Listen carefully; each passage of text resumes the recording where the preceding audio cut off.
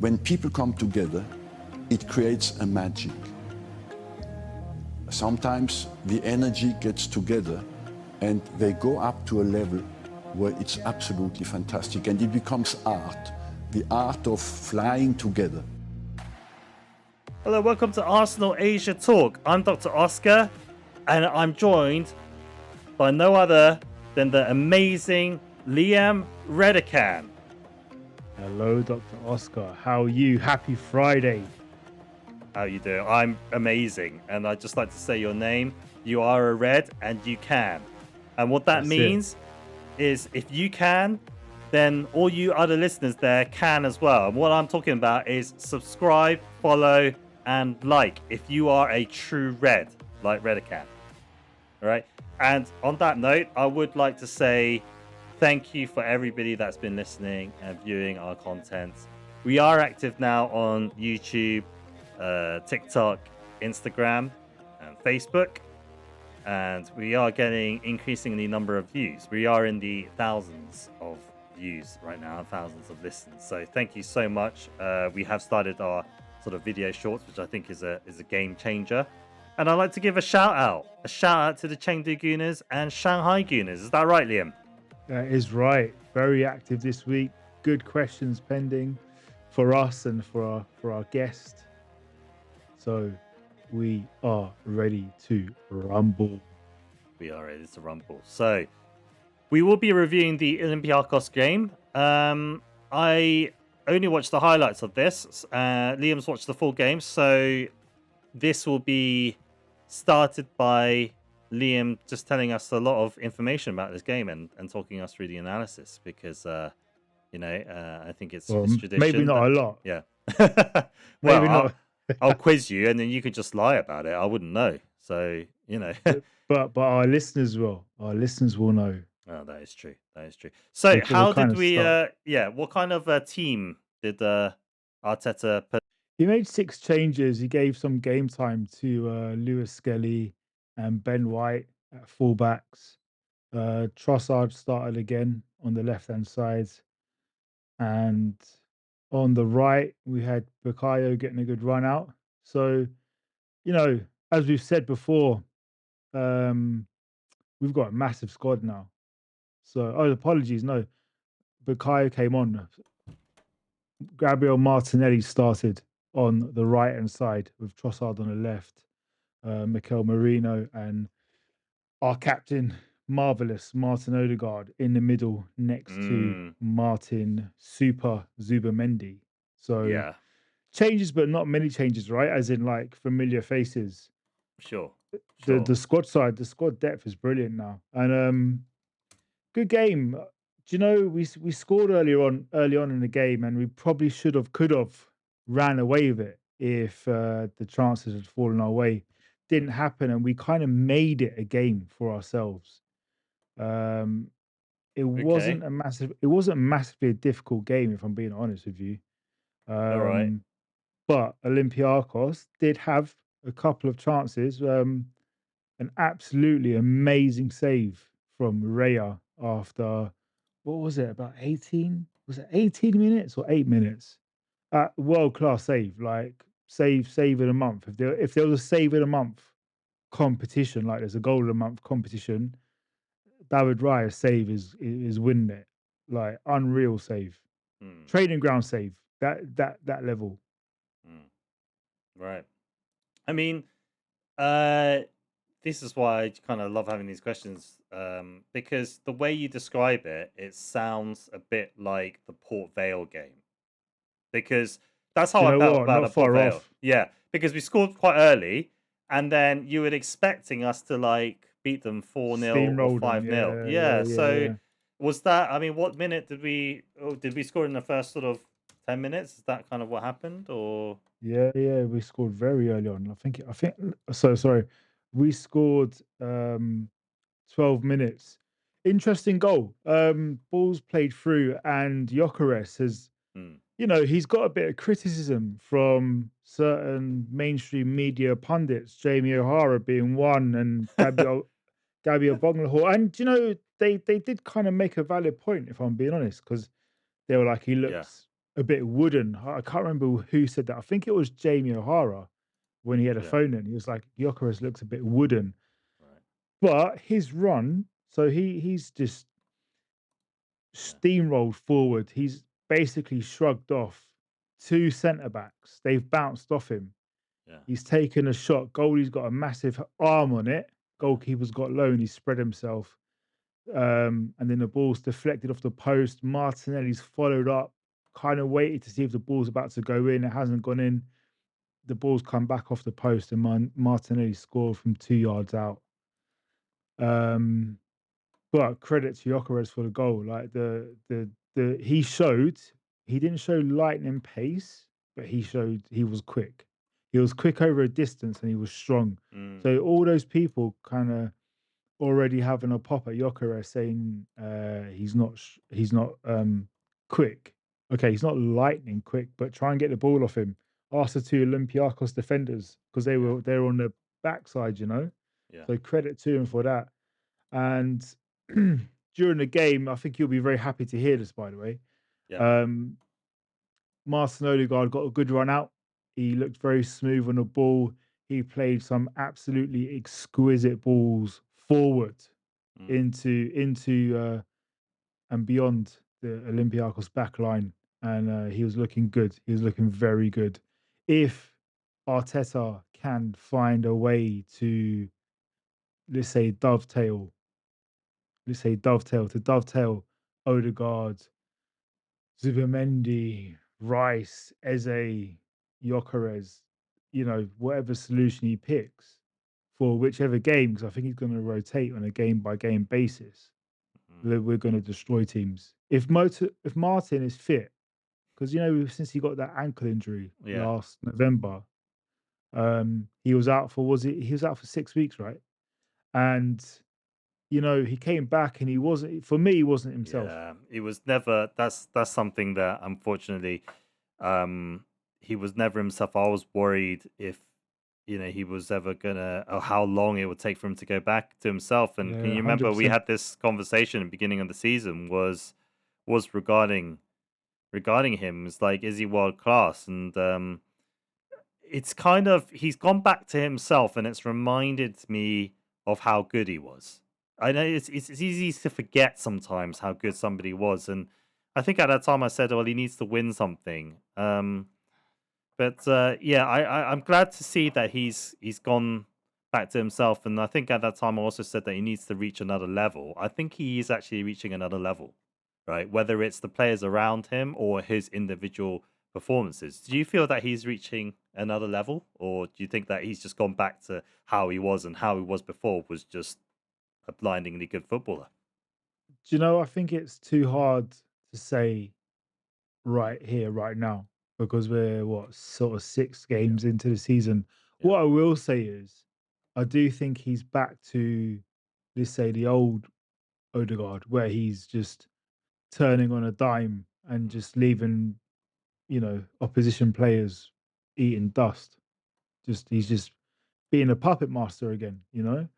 Because some of the balls, some of the how he's manipulated the ball, playing the ball forward was just beautiful. Like just pinged it off the inside of his foot. He's put top spin on the ball. So great ball, great passes, nice and slick.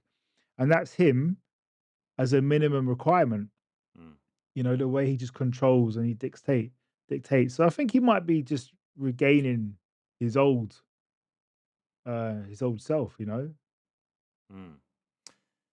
Yeah, I mean, I'm glad to see it. It's because I remember before Odegaard, he's just so good at getting out of tight spaces at times. Like sometimes he can just get the ball, and it's quite difficult to get the ball off him, even though he doesn't come across as like a super quick player running, but he is quick with his feet.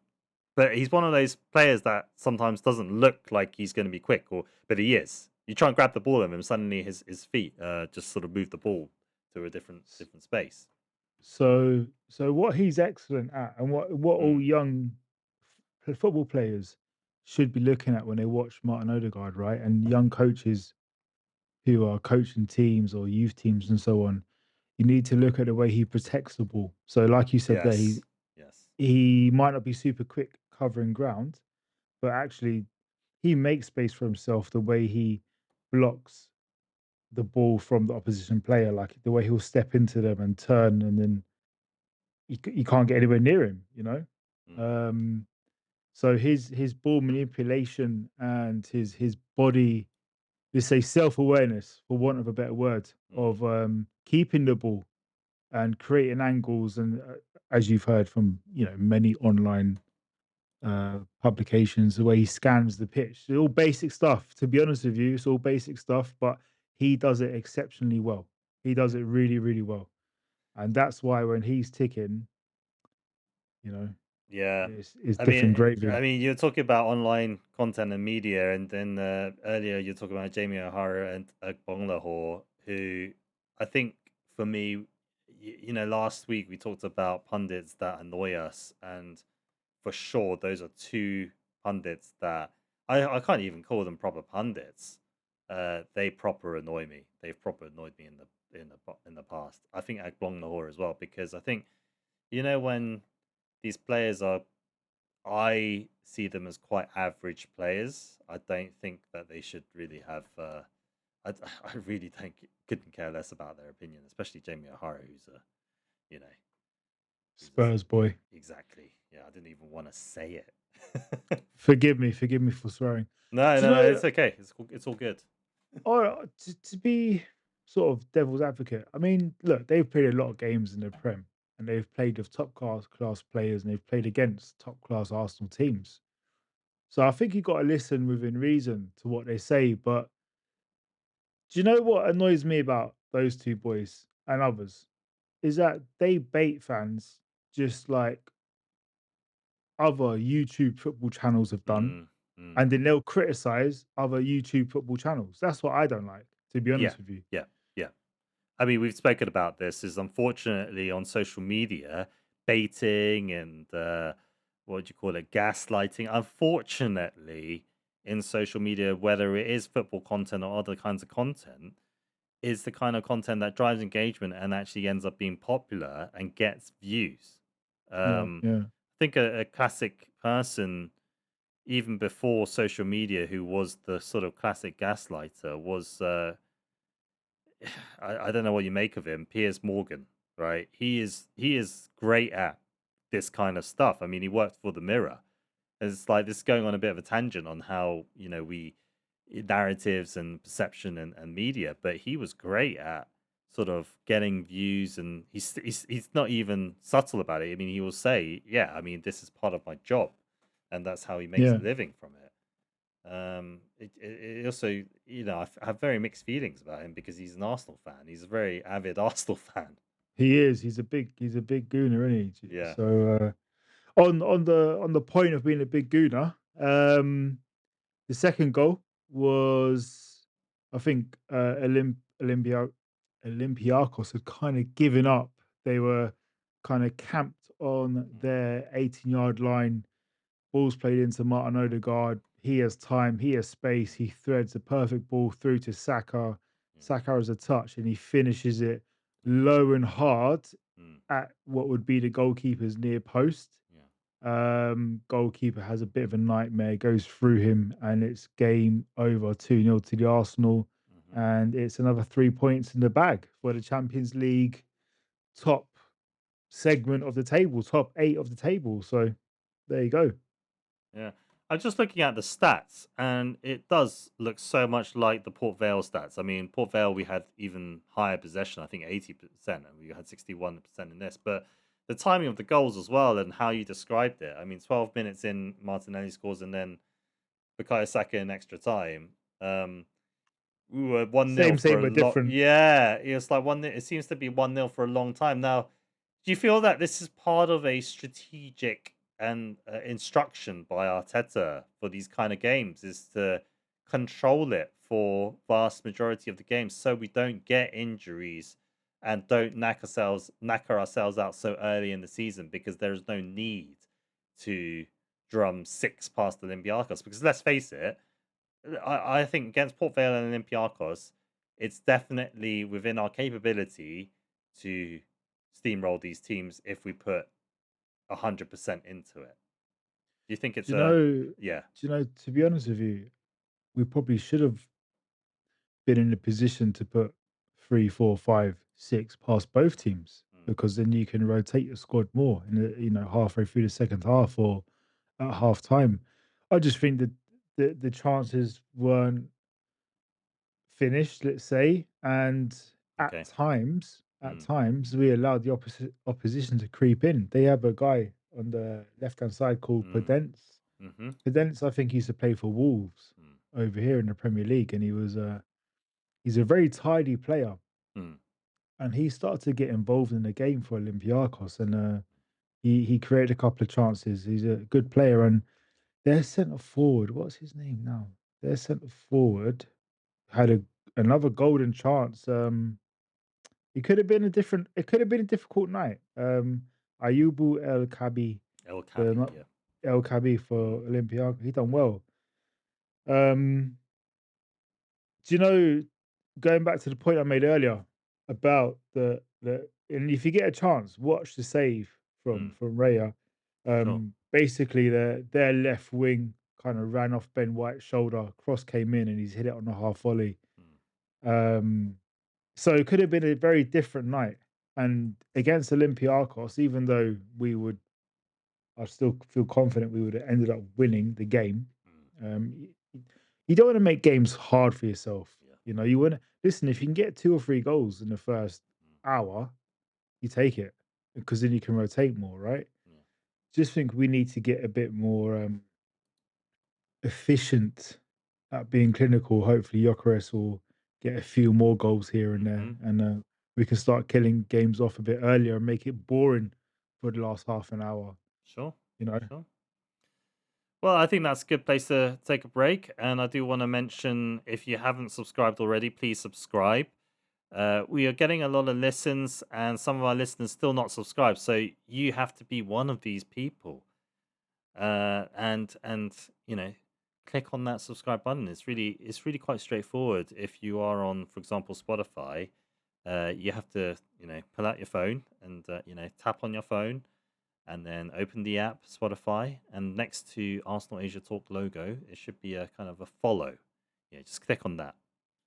If you're listening on Xiao Yuzhou, the Chinese app, it is a little bit more challenging because everything's in Chinese. So the strategy for that would be to hand your phone to the person next to you who can speak Chinese and read Chinese, whether it's your wife, girlfriend, etc. Friend. Yeah.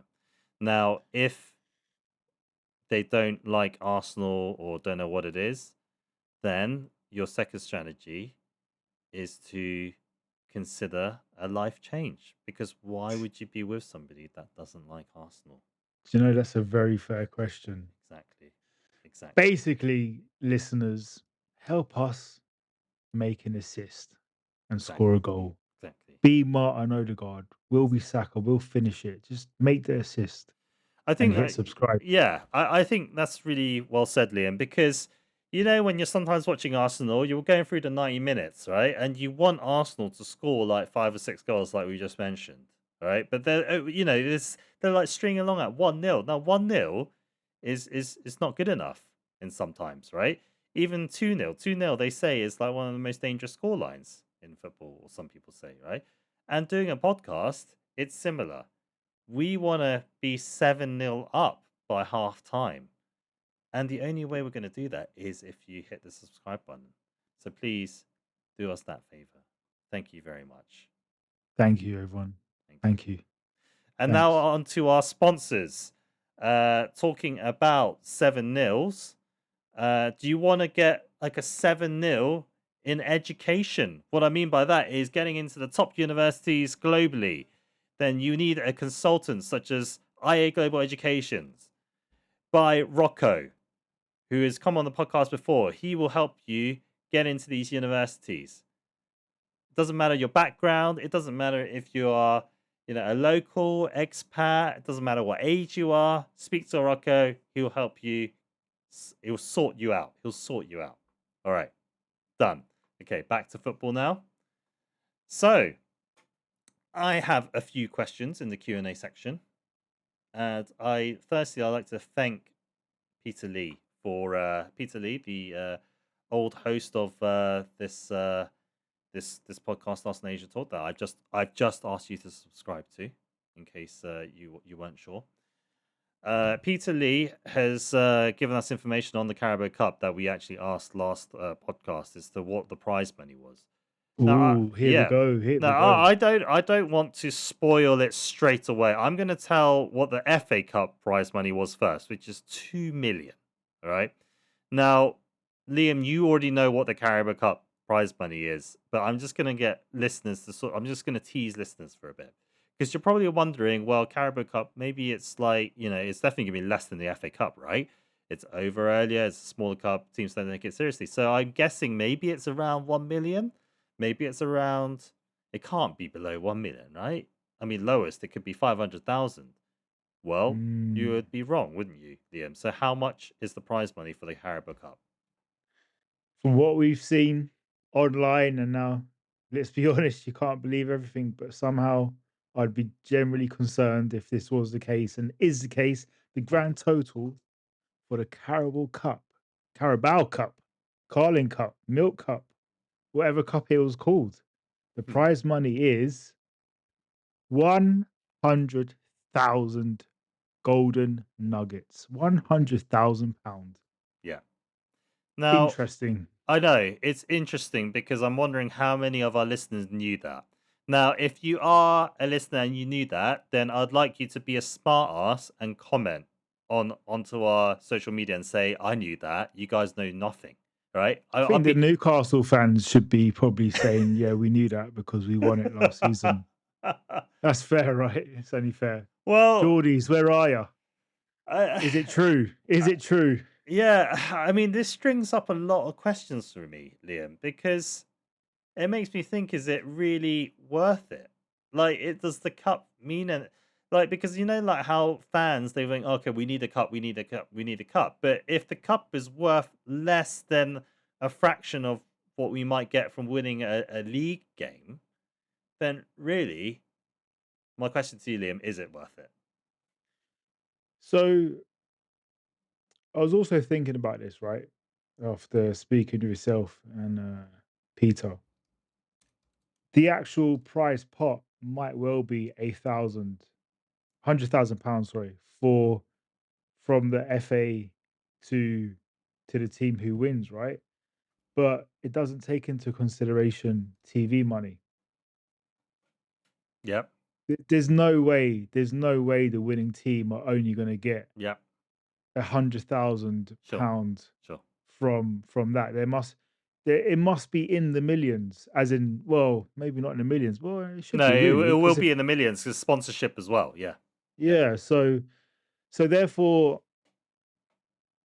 there's less teams in the Carabao Cup as well, right? Because the FA Cup starts from grassroots up, and then it goes from every level up.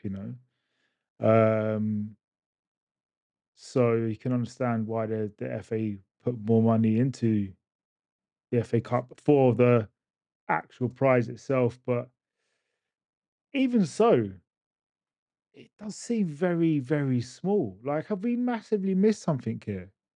Or maybe that is the case. Maybe it's just down to sponsorship. Hence why they have home and away legs for semi-finals, because it's just an extra game for TV.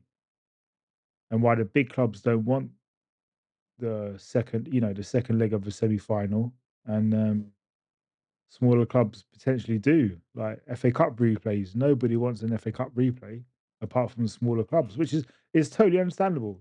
I totally get why, because that can save clubs, and there's been situations and cases in the past couple of seasons, right, where a small club, Sutton United versus Arsenal a couple of years ago, once they've played Arsenal, they're set for the next 10 years, aren't they? Because of gate revenues and TV and so on. But what do you think? Is that right? Is that right? 100,000? Or we massive? What's going on No, there? I think it's how we've just basically analyzed it. It's 100,000 of the prize money, but it doesn't take into account the TV licensing money. However, I would say that the money for that probably won't be high, because if you consider what channels host the Carabao Cup. In other words, where you can watch the Carabao Cup. I mean, look, I'm on my TV box, my super legal TV box, right? And I'm trying, like, for the Carabao Cup games, I am like going through every sports channel to try and find the Carabao Cup at times. Right? It's so difficult to find. It's not like the Champions League. It might be on like two, three channels. The Premier League's on like two, three channels. So that tells me that the TV licensing money is not going to be high on that. And then related to that will definitely be sponsorship, because sponsorship, they will definitely have some sort of clauses. The better you do in a competition, the more our brand is visible, then the more money you're going to get. But then that's also related to exposure, and there's not much exposure in the Carabao Cup, if you get my drift. So Yeah, I yeah. do I do believe that the money is definitely going to be higher than 100,000 all in all, when you consider all the games in the run up to it. But it still makes me question, really, is it worth it? Because it really doesn't sound like it is worth it, and I'd rather that we crash out about the uh, Carabao Carabao Cup, to be honest. What's your Um, view now? Now that you know this knowledge, right? How do you view the Carabao Cup? Do you think it's a necessity for us to win? Like, if yeah, yeah, just answer that I, question first. I'll still stick to my guns. Yeah, I do. I would love to. I do think we should win it. Hopefully, we will win it early doors. Also, I think it's a great opportunity to give the likes of Dalman and our Ethan and Skelly some more game time and exposure. So I think it has its place. I really do. Yeah, okay, that's a different argument. You're saying that it's a good cup for youth team players, for younger players to get some experience in. Have I got that Yeah, right? yeah, yeah, Yeah, yeah, yeah, yeah, yeah. yeah. So how Arsene Wenger used to traditionally do it. Yeah, yeah, But sure, the, sure. the the thing is now is, are we necessarily doing that? Because it didn't seem like we were doing that last season too much, or maybe I'm wrong. Having said that, Waneri did play a N- lot of games. No, I think you're not far wrong. You're kind of right. I think, from my understanding, the fan base felt that Arteta should have played more youth players in those cup games because he would have a strong squad. I think he tried to win it. Well, he does try to win every game, Yeah, you know. yeah. But I think that that was his opportunity to give players some more game time, you know. So let's see how he gets on now. I think he has to rotate his squad. The squad's big enough, so there's no more excuses anymore. Yeah, I mean that was the obviously it was the traumatic Newcastle thrashing. I can only say thrashing, 4-0 aggregate. Uh, that got us out of the Carling Cup. So clearly, Newcastle were trying to win it. We were playing out a strong team. Havertz unfortunately didn't perform. I think in both legs really. Look, it was strong teams on both sides, and I think it probably should have been a. I would have just preferred to give the youth team a run in, to be honest. Now that you know that information, because I think, am I right in saying that somebody got injured in that game, or not long after? It's just another game for our players to play and cause more I'm with trouble. you. Yeah. I'm 100% with you. Mm. I do think we should give fringe players a heavy run out in that game. So yeah, 100% on that one. Yeah. But let's see how it goes. Let's see the next game. I think is at the end of the month. Yeah. No, it's quite soon, isn't it? It must be It's quite quite soon. It soon. is quite soon. It's Yeah. Brighton. It is Brighton. Yeah, it is Brighton. Which I don't think will be an easy game either. But I think, based on what we're discussing, and my next question, I think you've kind of really answered it. Is it really worth the return on investment from a financial business point of view? If we, the only way I see it is only if you play your youth team players. If you play your first team and then like one person gets injured, and let's just say, I mean, this is going to be a question to you. Let's just say we do win it, but two players get injured. One of them is Zubamendi. Right? I'm just going to pluck out some names. The other player is going to be Gabriel, right? Would you still and let's just say they're injured uh with a total of 3 months. Okay, would you still want to win the Carabao Cup? Is it 3 months each play or collectively? Collectively, so it could be 2 months Gabriel, 1 month Zubimendi, or it could be 2 months Zubimendi, 1 month Gabriel, or you know, But we 10 win the weeks, whatever. Carabao Cup in March and we're in the mix. Is that what you're saying? Is that the Exactly. scenario? You know where I'm going with this. Yeah. Do you know, and you need to do this as well, by the way, at the same time as me. Have you got like a wooden table or a chair? Yeah, I do. Like, My table on this podcast that I podcast on, and my chair is both wooden, so I'm touching you wood know, right now. Yeah. touch wood, the Yeah. old these injuries do not happen, Hmm. but I do think we need a trophy. I think it's Okay. long term. Right. Three, do you know, 3 months with the squad we have, we Mm. will manage. It's interesting because I would have said no. Like I guess I'm more. Yeah, because when you say it like that, that trophy is just purely emotional and not a logical, pragmatic, financial decision. If two of our main players, get injured, and I purposely chose good players as well, you know. I Uh, know, but listen, players can get injured in training, yep. so I'd rather get a trophy and take the pressure off everyone's shoulders, Hmm. so they can play with freedom and be more relaxed. And do you know, here's a really good point, the whole psychological aspect of winning and winning trophies and pressure and so on. If the boys did win a trophy, they'll be going into every game with the weight of the world lifted off their shoulders. Mm. Who knows what that could lead to? Actually, that's a really fantastic point that I hadn't thought of. So thanks for bringing that up because it's really changed my thinking. Because I'm thinking return on investment from a financial point of view.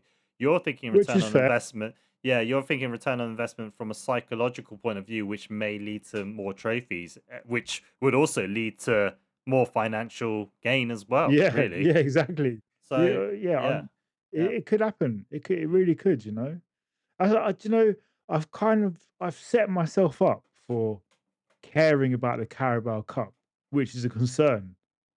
Right, as an Arsenal fan, because respectfully, we're always looking at the top three, yeah, Champions League, Mm, Premier League, FA Cup, not in that order, but mm, they're the top three, and for the top four to six teams in the Premier League, the Carabao Cup is a nice bonus, but it's strange that a bonus comes first. mm, You know what I mean? yeah. But I've got it into a mindset that just to, basically to shut a lot of people up.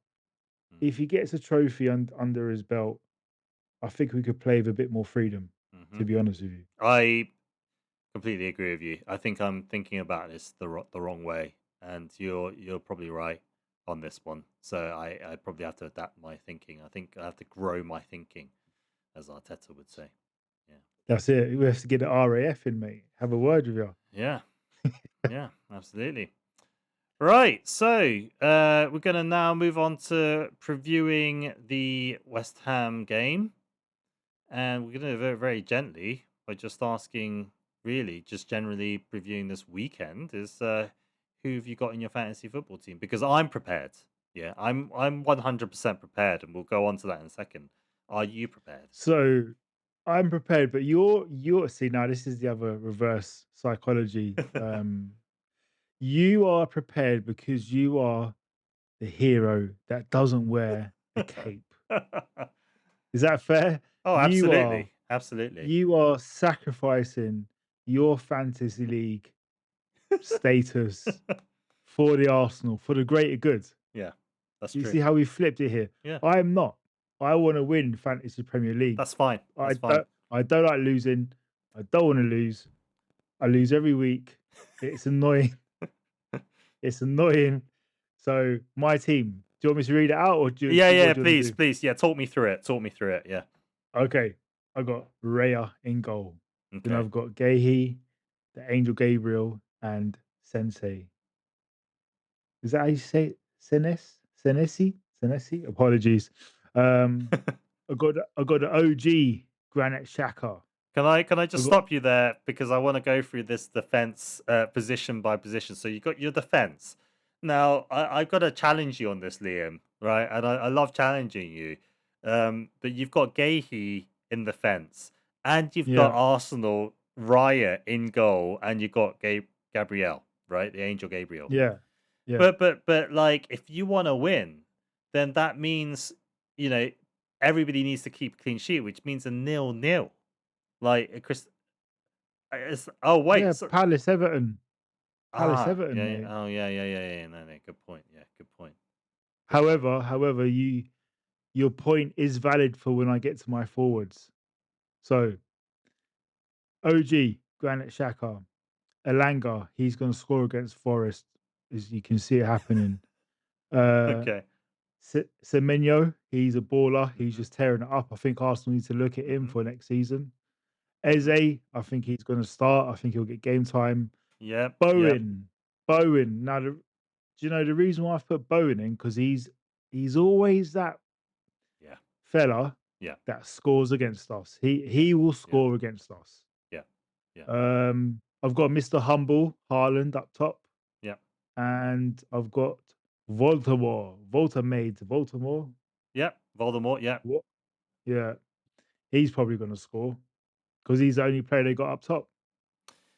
Interesting So team. Yeah. Interesting team. Yeah. I'll go through mine now. I think. So I've got the second Liverpool goalkeeper in because I think Allison may be injured. he's out till end of November. So that's official now, yeah? Because I believe so. I Yeah, wasn't sure if that's super official because it's just like you know how fantasy gives you a percentage of like like yeah. No, 60% not playing, and it's just obviously a BS percent stat.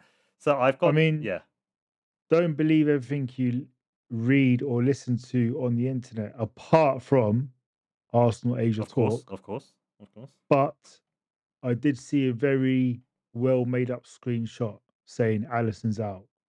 Okay, So I'm going off a screenshot. okay, nice. Okay, screenshots. Obviously the staple of good Communication source and finding. Yeah, honesty. exactly. Screenshot. What else? What else do you want? Okay, so I am also looking at my screenshot that I've taken of Fantasy Premier League, which is not the app's not opening now, so I'm going for the screenshot. And interestingly, it is the second Liverpool goalkeeper, but his name is so long, and I can't click into his name to find out his full name, and because it's a screenshot, so it's Uh, Marma Dash, and I don't know the rest of his name. And you you know know what? what? I also don't care. I'll find out. I'll be nice. I'll find out. Okay. Uh, We have these levels on Arsenal Asia Talk where we care but we don't care about opposition players. Oh dear. All right. Here we go. Right, let's have a look. Lineups. Okay, it's Georgi Mamadashvili. All right. Georgi Mamadashvili. Okay. Is I he? think he must be I Italian. was just about to ask where is he from because you said it in such an Italian accent. And Oh no, he's not. He's from Georgia. all right. Okay. Okay. Yeah. So the same place where that Yeah, Europe. yeah, that PSG winger, that Oh, yeah, yeah, yeah. He's a baller, by the way. He's a yeah, good yeah, player, he isn't is like Rocco calls him Georgian Maradona. he? Wow, Yeah, that's a shout. yeah. Like I can't call him anything else now.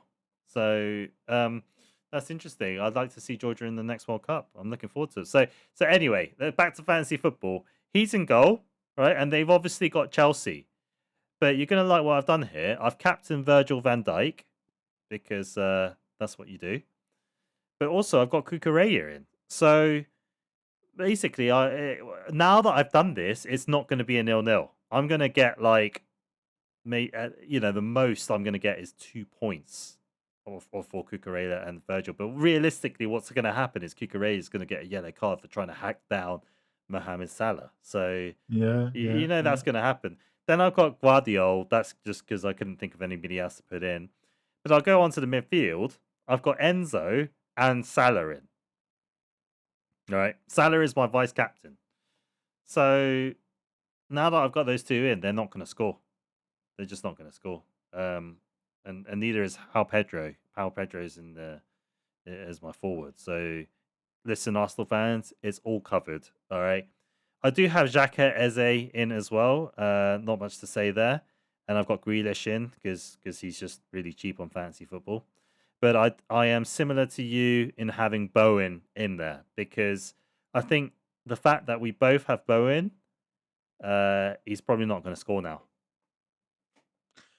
Yeah, and the more I think about it, because I've also captained Haaland, I'm also trying to win but jinx him at the same time. It's a mad paradox, Yeah, you know. of course I know. Of course I know. Yeah.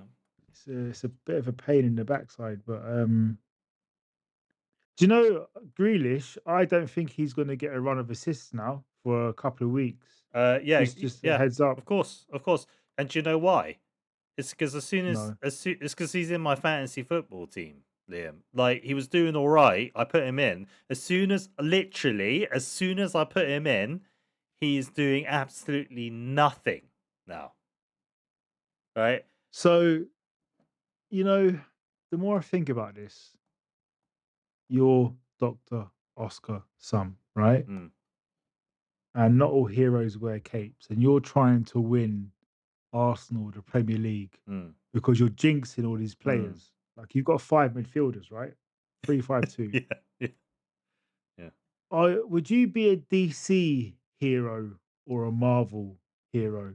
If Arsenal win the Premier League because of you, yeah. what side are you going to? It's DC or it's a Marvel? very very good question. So I'm more of a Marvel fan, but I think in this situation I'm definitely a DC hero because I'm definitely the hero that Arsenal fans uh, don't need but deserve. Right, right. Okay, there we go. Whatever the hell that means. Quoted from Batman. Yeah. So There we go. And again, this is only if we win the league, guys. yeah, yeah. So no, I'm just looking back. I mean, it was disastrous putting Grealish in. And do you know what it is? I'll tell you what it is because this is going to be a segue into mainstream media. Mainstream media were doing that thing where they totally big him up because he's an English player, right? And proper say, oh, Grealish is back and what an amazing player he is, and he's proper hyped up. And I thought I rode that hype. I thought, yeah, yeah, yeah. These BBC pundits, they really know what they're talking about. What, like Theo Walcott and Joe Exactly. Hart, the Yeah, two yeah, favourites? exactly. Those pundits. Yeah, exactly. And I think it might have been Danny Murphy as well, who I actually prefer out of all the pundits. I actually think Murphy tends to be all right, but I actually think it might have been Danny Murphy that was just also saying what an amazing player he was. And this also sums it up, guys. Is not to believe mainstream media or get sucked in because they are just hyping up that player because they want to do that, not because he actually is a good player. Look, he's done nothing for the last few You games. know, Yeah. I think they should just believe us. Mm.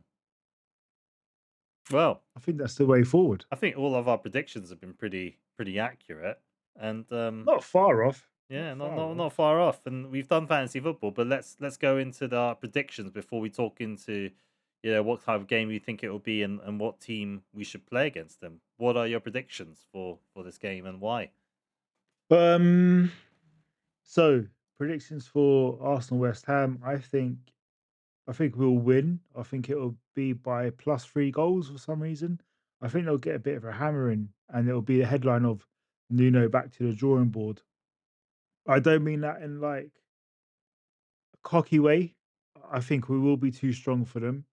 Um, and the manager bounce will kind of have to wait a minute, and they can start bouncing after we play them.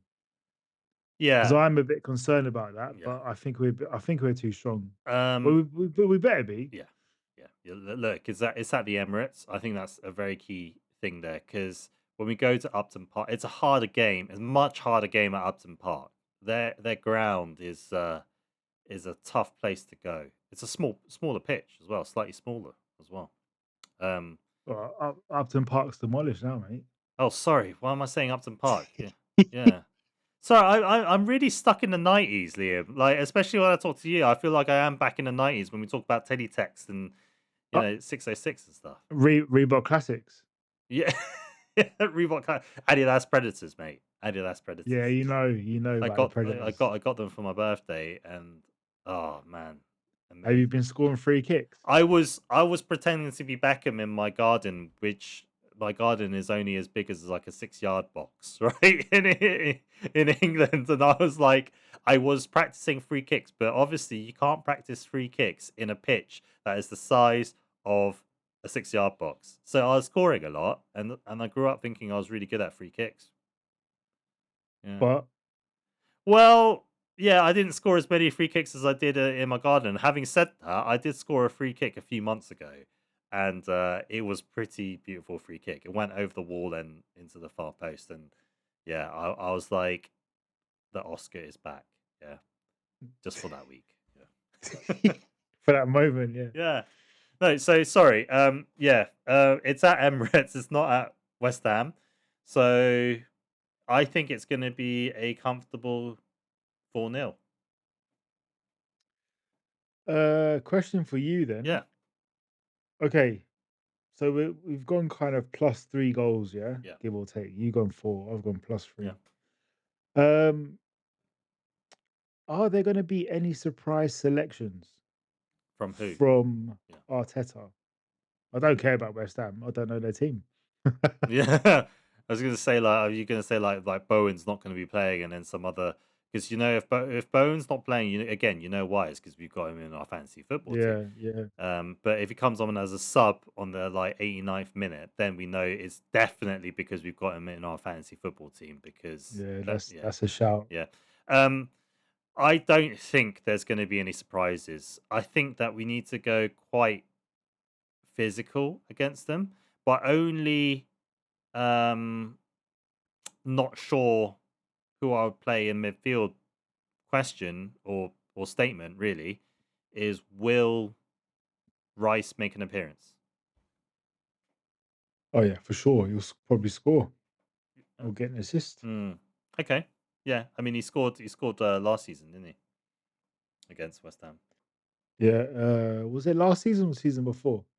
Pretty sure it was last season. Yeah. Was that when we like beat them 6-1 or something like that?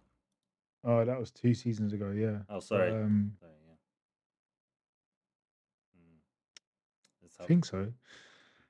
But so the reason why I ask is because during the Olympiacos game, there was a few subs that kind of everyone was hoping would get made, and I think we had a question from the Chengdu Gooners about Max Diamond. Would Max Diamond break the record?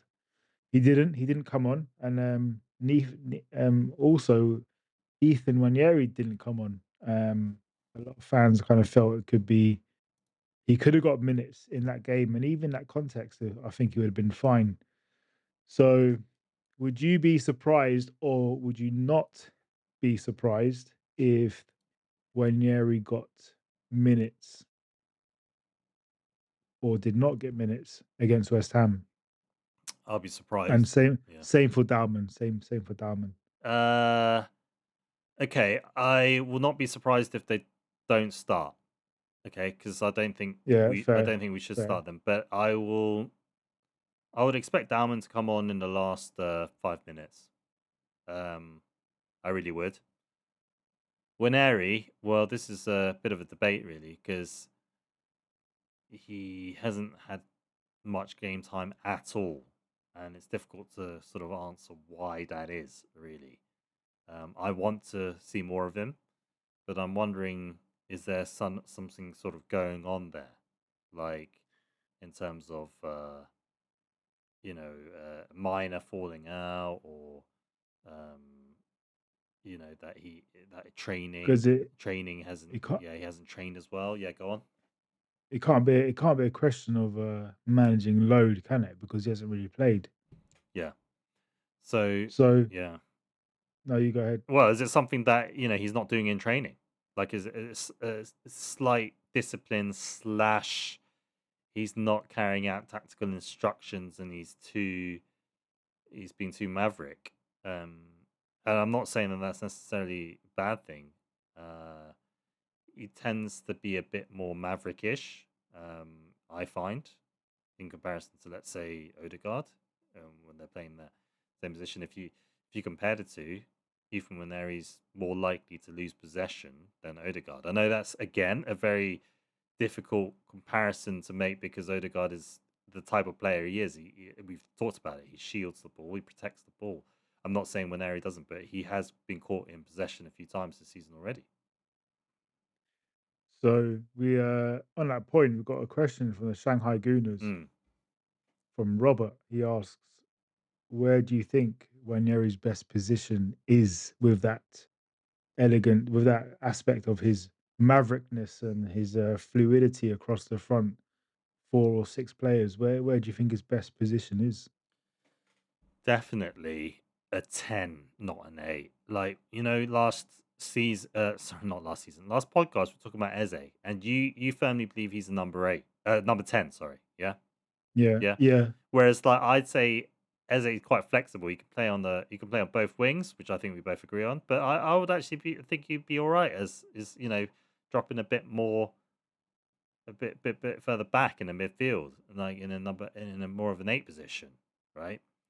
Um, Whereas Waneri, I think, is purely a 10.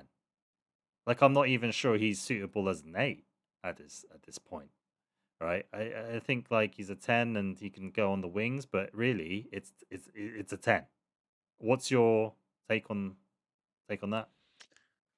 Um, so there's one point I'm not sure about Eze as a right on the right side of midfield. I don't even think he played there for Mm, QPR or Palace. mm, I think he's either 10 or left. He's a left winger or sorry, left wing forward or behind the striker type of player.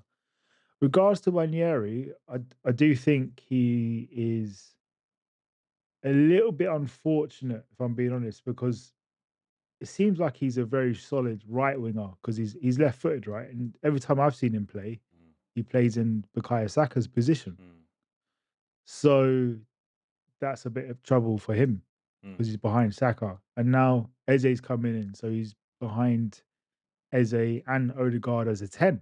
mm. Yeah. Uh, Do you know, yeah. I'm confident with him playing. I'd be confident with him playing as a 10 for a part of the game. I'd be confident with him playing as on the right hand side or giving a run on the left. I think he'd be fine. I'm just again, I find it really curious with him. I can't figure out why. Well, no, I can. I suppose Martinelli's come into a bit of form and Trossard's come into a bit of form, so that's they're in his way. So I think he just needs to be patient and take his opportunity when they come. You've answered it. He's not playing because we've got such squad depth that it's harder for anybody to get into the first team now. Right now, if you consider how our season went last time, the only reason, I know it might sound harsh, but and I feel free for anybody to challenge me on this. The only reason he got more run-ins in games last season is because we had so many injuries. Like, if we didn't have that many injuries, do you think he would have played as many games? Definitely not. Right. So Uh, yeah, I'm not saying it again. I'm not saying it wasn't I'm not saying it was a bad thing for his development and a bad thing for fans to see what he was capable of. But that was the fact of it. And now that we've got a fit squad and with the squad depth added to the squad depth, it's harder for him to get into the team. Which is probably why we haven't seen him, not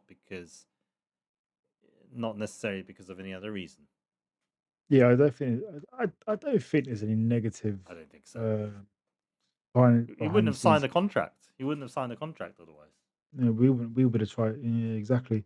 So on that point, Second question from the Shanghai Gooners. As we are heading into early October and into another international break, who do you think has been Arsenal's best player currently? And that's from Dan. That's a really good question, isn't it? One name comes to mind, but I need to think about it. Like, okay, I'm going to answer illogically and then logically because my logical answer is going to need some time. But illogically, I'm going to say Martinelli, right? But I think that there's a lot of emotion riding that because I wanted him to succeed, do well. I felt that he was given a lot of stick unfairly. All right. So I'm really happy to see him perform well. Whether he's been our best player, well, I need to think about it a bit more. But that he was the first thing that came to mind. Probably, if we talk about it logically, it's probably been Zubamendi. Yeah. Yeah. What would you Or reckon? Gabriel. Yeah. Gabriel or Zubimendi, Yeah. you know? Yeah. For sure, those two boys have just been brilliant Mm, so far. yeah. They've been really good, you know. That calmness. He's been outstanding. Yeah. You know, do you remember watching Makaleli back in the Of day? course. Claude Of Makaleli. course. Great And player. he was do you know what? Do you know what? Let me sidestep from Chelsea. Let's go to Gilberto Silva. Yeah. He also just kept the midfield calm and moved the ball around here and there and put a tackle in and kept things flowing. So what my point being, Zubamendi, he scored an amazing goal the other week, but he's just pulling the strings from that deep lying midfield position, and it's really calm and collected, which we need, and which is beneficial to the team, right? So Mm-hmm. interesting times, really interesting times ahead. Arsene Wenger once said Gilberto Silva was the most underrated invincible. He Oh, meant he was he meant that it wasn't just one sentence. He was just saying he went on to say that we wouldn't have gone invincible if it wasn't for him, and everybody seems to forget about his contribution when he was just as important as, if not more important than some of the other players that were in that first I 11. mean, he's essentially the cement that keeps the bricks together, Mm, right? mm, mm. It's the thing about a DM position is that it often gets when you've got a rubbish DM, you see it. But when you've got a good DM, it just kind of everything just flows well, and then the focus is on other players, usually the attacking players, if that makes sense. Yeah, yeah. Yeah, it's like, but then Do like, if you you've got a rubbish DM, actually the defense gets blamed a lot, but it's actually sometimes it's the DM's fault. Well, yeah, that gap in the middle of the Yeah, pitch that other teams can expose. yeah, Do you know? I think there can be a lot said for that argument with regards to a target player centre forward. Because if you remember a while back, I mentioned how if you remember Olivier Giroud and to a point Gyökeres now, he'll play with his back to goal a lot of the time, yes, yes. and he'll make a diagonal. Well, Gyökeres will make diagonal runs between the centre back and the left back into the channel to create and make space. Mm, And a lot of times nothing comes of it, but it's creating opportunities, you know. mm, And the more you do that, the more the players will get used to his runs and they'll get used to him, having a good old battle with a mm, centre back. mm, Um, Drogba was amazing at doing that. mm, Drogba, with his back to goal, was different class, yeah. you know. Mm. But he also scored goals. I mean, he had sender offs in his pocket all the time. It Oh was embarrassing. man, don't How even get me embarrassing was that? started on that. Oh man, Sendros. Oh, I'm just getting nightmares thinking about that season, mate. Oh, because Drogba was quality. Seasons, Yeah, seasons. seasons. Yeah, because Drogba was quality, man. Drogba was quality. Yeah, He was spiky as well, and he could finish. What? yeah, So my point being, like you said, there, you made a good point. The defensive centre mid player, if he's not if he's not on form, there's a massive hole in the midfield, and the centre backs in the back four or five get exposed. Equally, the centre forward position, a lot of work with the centre backs occupying the centre back, keeping them busy. But it's just work that goes unnoticed sometimes. oh, You know. totally, totally. Totally. So let's hopefully Gyökeres will get a few goals against West Ham. To be honest with you, Mm. he's due another goal. So, He's definitely due one or two. I think this is a game for Gyökeres. I think this is what he's bought in for, as they say. So okay, question for you then, Yeah. from me to Yeah. you. Um, who are you going to start on the left hand side, left forward Yeah. and wide Yeah. and right forward, and also who are you going to start at right back and left back? Great questions. I mean, I was actually about to ask you that, so you've stolen my question. Well, anyway, Haha. we're supposed to segue into that anyway. Um, so let's take it step by step. So you want to know who I'm starting on the left wing and the right wing, yeah? Yeah, Well, okay, right wing has to be Saka. if fit. Yeah, Yeah, okay. if fit. I think. Hmm, I'm just wondering if Saka can't start. Oh, I think he's good. I Yeah, think I he's think good to he's good. start. I think he's good. Let's just. I don't want to say what ifs at this point. Left side for me. Uh, right, I'm gonna have to approach this pragmatically and actually check to see who played more minutes on the last fixture on the left. It was. I'll tell you now. Martinelli played more minutes, did he? Yeah. Yeah, Was I it? think it would have been Martinelli that played more minutes. So I would actually. I I don't. think so. I think it was Martinelli. So I'll put Trossard on the left. I'll definitely put Trossard on the left. Actually, yeah. Are you going to start Eze? So now we're going into midfield, right? Are you going to ask about midfield? Oh no, no. Do you know what? No. We'll stick to the plan. We'll stick. Right back and left back. Right back, left back. Okay, right back. I didn't see what kind of game Ben White had. Now you say he got dribbled past quite easily, did he? No, there was one side he got kind of caught blindsided. A good run, just a typical movement that you would expect from an opposition winger. Ben White was Ben White. He was galloping forward, trying to get Yeah. into the final third. Typical Ben White performance. Right. It's an interesting team that I'm looking at there. Went against Olympiacos. I would much prefer Ben White, and he actually came off 58 minutes. But so I still have Ben White. I think he probably came off at 58 minutes in view of the fact that he might be playing in this game. Ben White, referring to Ben White, because I think we need somebody like Ben White for this West Ham team. Do you know the commentator said that Ben White was starting to regain fitness, Mm. so he hasn't been fit. Mm-hmm. Mm-hmm. So maybe that's answered the question. Maybe it will be Timber starting at right Yeah. back. And I just seen something as well. I didn't know Martinelli actually started on the right on the Olympiacos game. Yeah, that was it. Sorry, Trossard on the left, Yeah. Martinelli on the So right. let's see. And both played the same amount of minutes. You know what? I'd still go with Trossard on the left. I'd prefer Trossard for this game. Um, I just do you think West Ham are going to be settling into a low block quite early? Do you think they're going to try and low block us for the whole game? Yeah, I do. Nuno's a good defensive coach. I think his teams have been well drilled Mm, over the years. If you look at Forest last year, mm, they didn't really concede many, and they were challenging for Europe, weren't they? yeah. For the Champions League. So it's only he's only been there a week. He's had one game against Everton. So what Mm, you can't do you can't do anything really in a week, apart from tell the players to mm, get ready for the new regime. yeah. So do you know, although I said it's going to be a 3 goal margin, I'd be very happy. But I think it's going to be a tricky game. Mm, I still think it'll be a nice win, but I think it'll be a tricky game. right.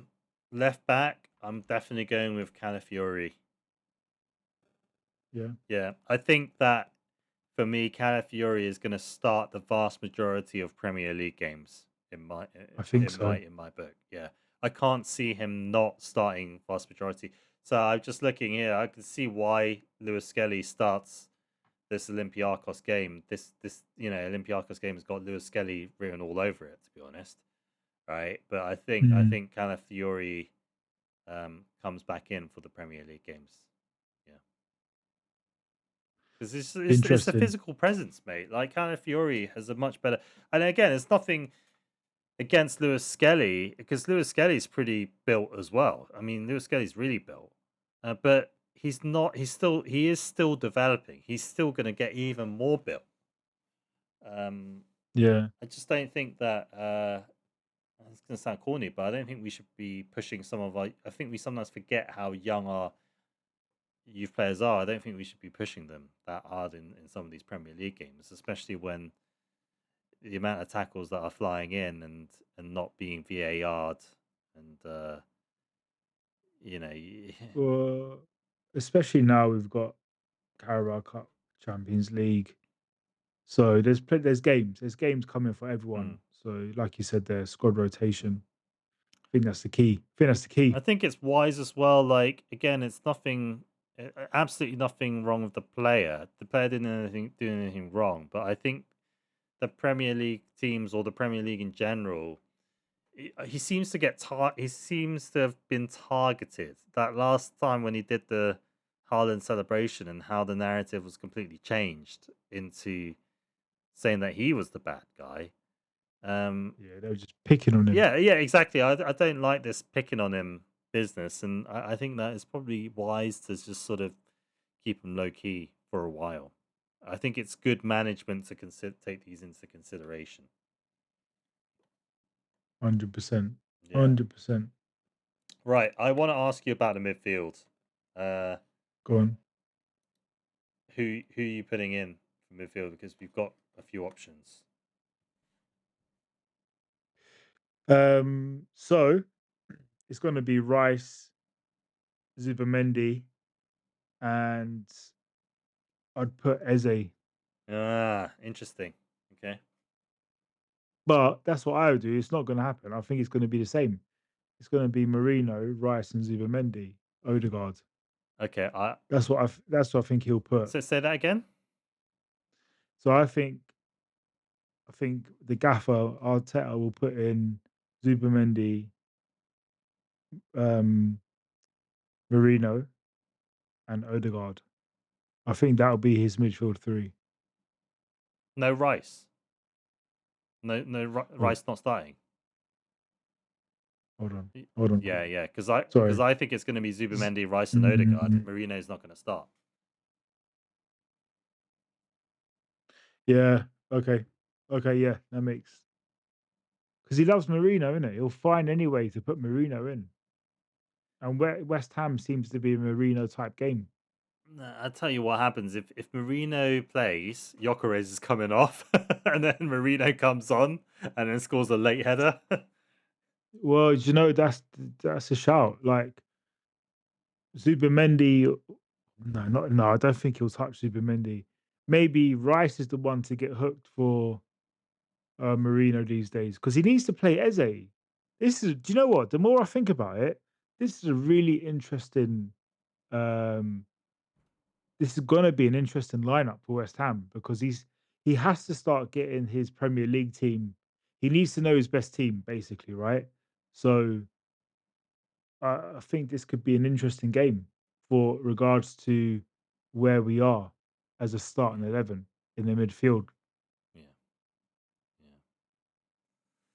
yeah. I'm really looking forward to it because it's odd that in both of our teams, Eze is not starting. It's like we signed this star player essentially, and we can't even Yeah, find yeah. a way to keep him in.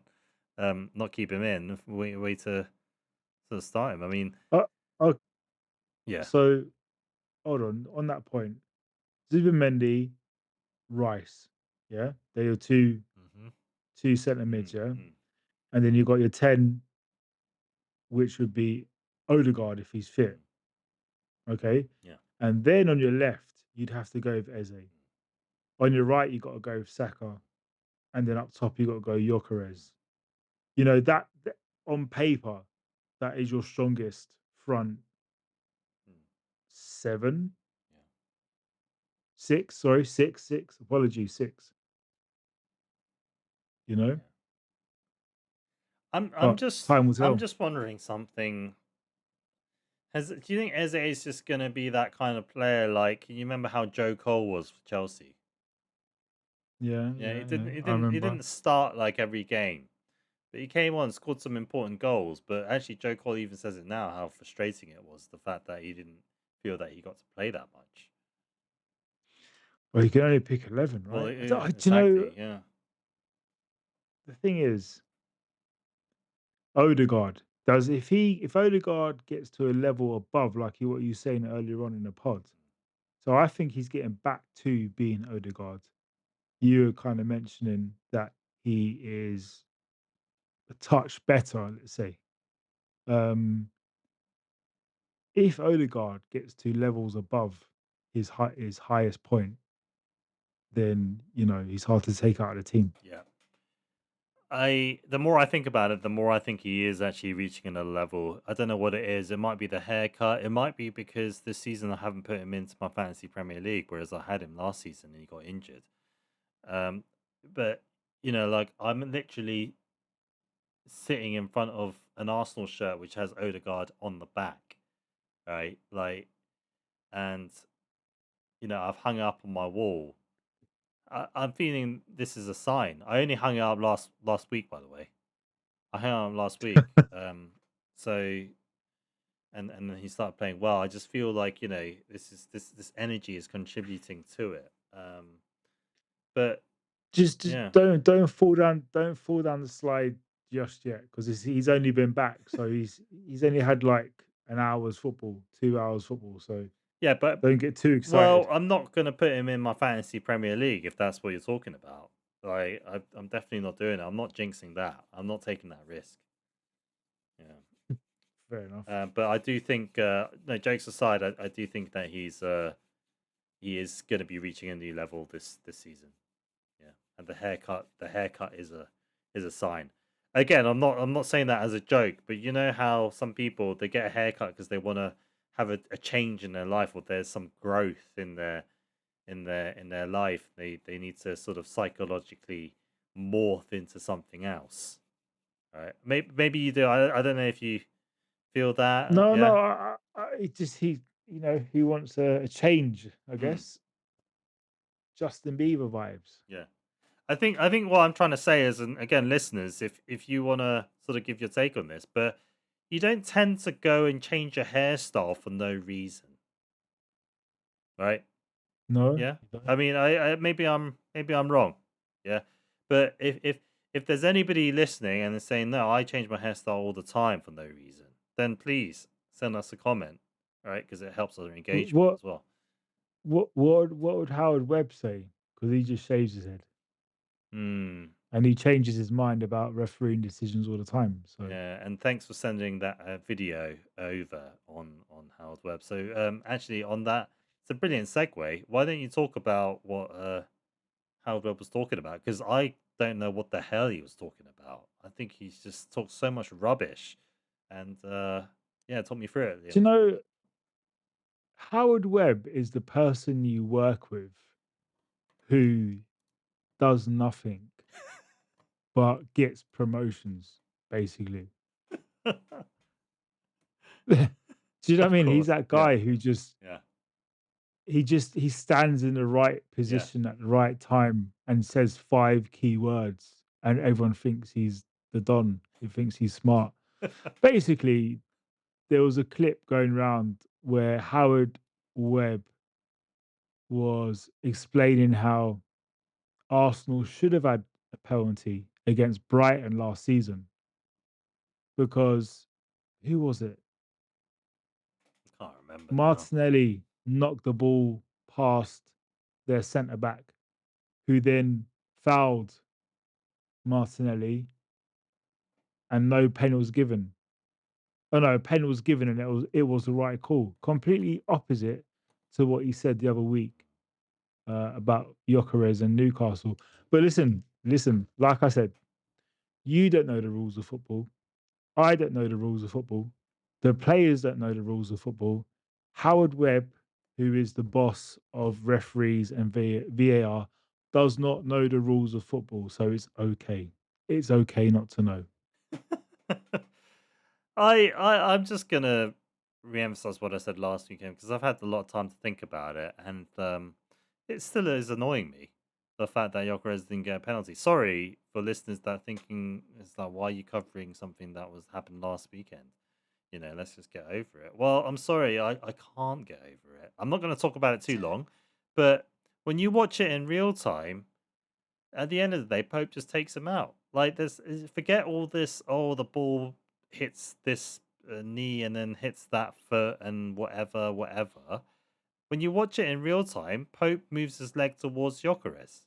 Like I know he's trying to make a save, but he's moved his leg towards Gyökeres and blocks Gyökeres. So there's no other argument to that. It doesn't matter like what happens from 1 millisecond to another. It's that whole motion of movement.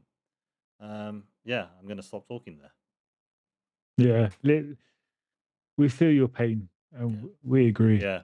All right. I think we're running out of time. So, well, is there anything? A fun Yeah, what a fun podcast again. podcast, and completely. I definitely think the fantastic, wonderful, supportive listeners should, will, and can subscribe as soon as possible. I think so. Make that assist, people. Make that assist. Yeah. I'd like to once again thank everybody that has followed and subscribed and liked our content and engaging with our content. Engagement is very important. When you leave those comments, you guys should know I answer so quickly because I just want to talk about Arsenal. Liam, you just want to talk about Arsenal as well. So it's like 100%. We're doing what we love. So you guys are keeping us afloat out here. So if there's anything that you think, we should improve on, or you think, I think we should talk about this, then send us a message as well. All right. And I don't think I've got anything else to say, but like I said, share the pod as well to other Arsenal fans. You say these two lads that are talking, they really know what they're talking about. They said that they're better than Jamie O'Hara. Yeah, better than Jamie O'Hara. Gabby Anglehor. Yeah, Bonhor, Theo Walcott, Chris Sutton.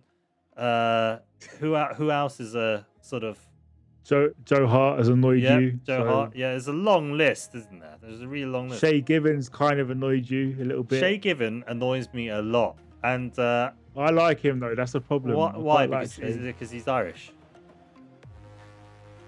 Yeah, that's one factor. Good goalkeeper as well, to be honest. Well, he is a good goalkeeper. Great hairline. Right. He's got a great hairline. So I'll tell you what. Like, it came up on my highlights feed on Facebook or whatever. I can't remember which social media channel, and it's one of the goals Patrick Vieira scored against him. Do you remember that one? Do you remember? I think it was. Pretty sure it was when Given was at Newcastle, right? And anyway, I didn't know it was Given, and then the commentator goes, "Oh, you've got to have something special to beat Shay Given on that, from that angle, or something like that." And then I just had to leave a comment and under the Arsenal Asia Talk profile, and it just said, "Is this why Shay Given is so miserable towards Arsenal?" I couldn't stop myself. So, yeah, the point is, we talk better sense than those pundits. I think that Gyökeres should have had a penalty. What else is it? I don't think we deserved the red cards last season. Look, we talk a lot of sense, so do share with other Arsenal fans, is what I'm saying. And here's the biggest point to kind of wrap up the whole pod. We sacrifice our fantasy Premier League wins and points for the greater good. So just remember that, peeps. Just remember that. I think you said that I do, but you're still trying to win, aren't you? Yeah, but I know. I'm just trying to. Right. Okay. I'm trying to be humble. Right. I'll see you. We will see you guys after the game. Straight away. Ish. Yeah. Get back involved, All right, guys. Take care. Take care. Have a good one. Bye, everyone. Bye. Bye.